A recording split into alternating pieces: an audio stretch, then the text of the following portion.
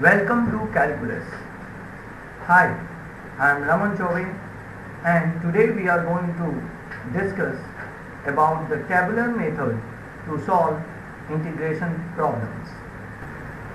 Okay, so here we are going to discuss about the tabular method for the integration. This approach of solving the integration is very important when we are trying to solve the integration by parts. So let me begin with the question. Here, the tabular or integration method is totally for the question which is depend on the integration by parts type. Like suppose I wanted to integrate x square e to the power x dx. So I have the option to do by using integration by parts. But in place of integration by parts, we can use the tabular integration approach to solve this problem. Let me begin. What is the tabular integration approach and how it works? So tabular integration approach to solve the problem, first we are making two columns. We are making two columns. In first column, we are writing the function which is differentiable. And differentiable means differentiable and decreasing with the value. And in second part we are writing the function which has no effect or which is giving the larger value. And to get this we are using the same method which we have already used, LITED method. LITED means logarithmic, inverse, polynomial, exponential and trigonometric. So logarithmic, inverse, polynomial, exponential and trigonometric. Here I can see polynomial is first and exponential is the next. So I will keep here polynomial and then exponential. Now the second important thing is what? The first column we are getting derivative and the second column we are getting antiderivative. So here I need to get derivative and here we are supposed to make antiderivative. So derivative, now let me take the derivative of x square, it will be 2x. Antiderivative of e to the power x is e to the power x. Derivative of 2x is x, 2, and antiderivative of e to the power x will be e to the power x itself. Now derivative of 2 is 0 and antiderivative of e to the power x is e to the power x itself. We stopped our functionality or we stop our work when we got the value 0. Whenever we are getting here 0, we stop the function. Now how to proceed further? We are proceeding further by multiplying the terms diagonally. So this by this and by this, we are not making this way. So how I can do? Now the next procedure is what? We are changing. First we are multiplying diagonally and then we are taking care for the sign. Sign will be alternate, means plus sign, then minus sign, then again plus sign. So how I can do? I will multiply both, then minus sign, again multiply both, then plus sign, again multiply the both. So the product of x square e to the power x dx, product integration of this is equals to, first I will multiply x square e to the power x diagonally, put the sign plus, so there is no need to put. Now negative sign before this, so minus 2x e to the power x, then again plus 2 e to the power x. Actually the whole procedure we are writing this also, but in this way we are not writing diagonally because it's 0, so we are writing this way, but this will be like a minus sign integration of e to the power x 0 dx, and since the value is 0, so there will be 0 and then plus c. So the answer will be x square e to the power x minus 2x e to the power x plus 2 e to the power x plus c.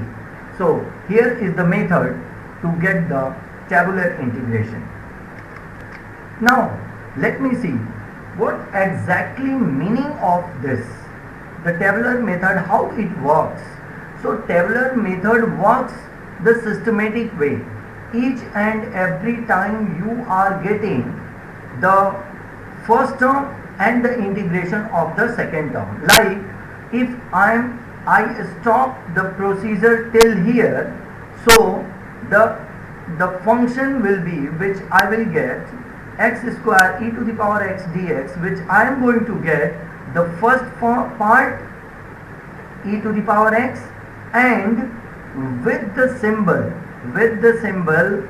the second integration of the second part means minus, because I have already, we are starting always from plus, so this will be minus integration of e to the power x to x dx.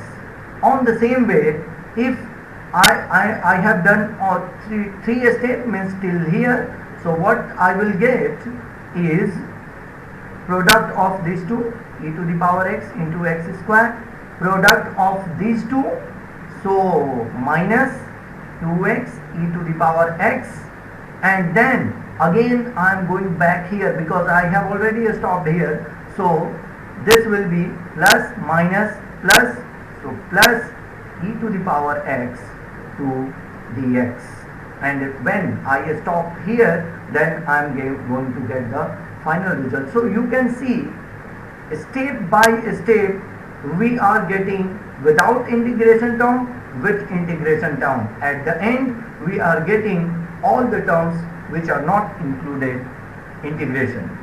Now let me talk about the second type of the tabular integration form, because here I can see the derivative is going to be 0.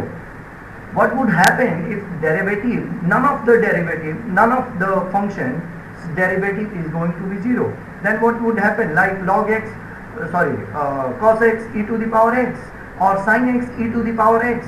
So let me take the another function. Okay, so let us begin with the question e to the power x cos x. Here I can see neither e to the exponential function nor trigonometric function is going to become 0 when I will take the derivative of the function.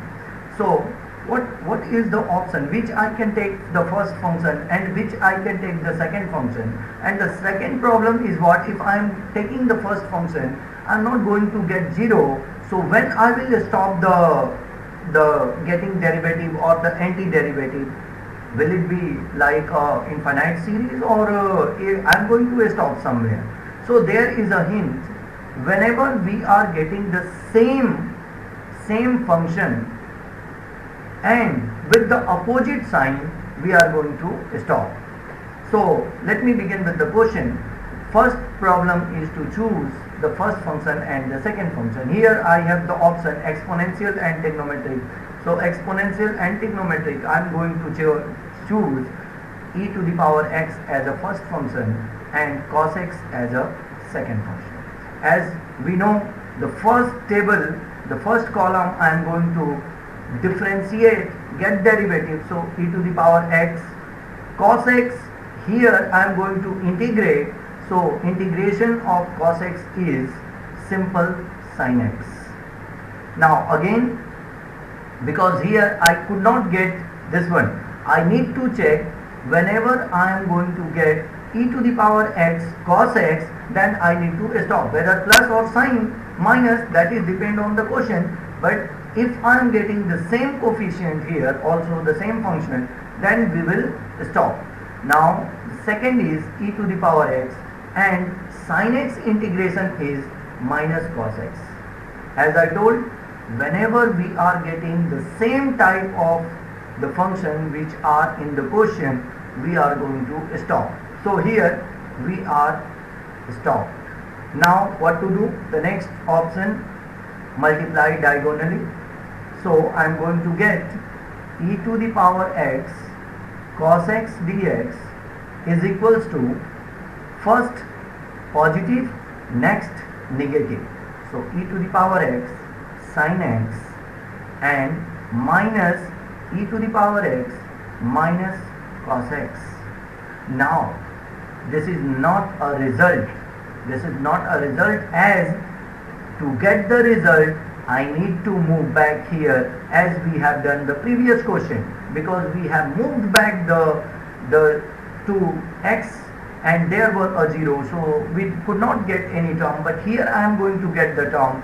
Since we have started plus minus, then it will be plus, so the extra term will be plus. And as you know, when we are getting the diagonal terms are not included integration, but horizontally terms when we are taking, they are in integration form. So this is in integration form, e to the power x minus cos x dx. Now plus c.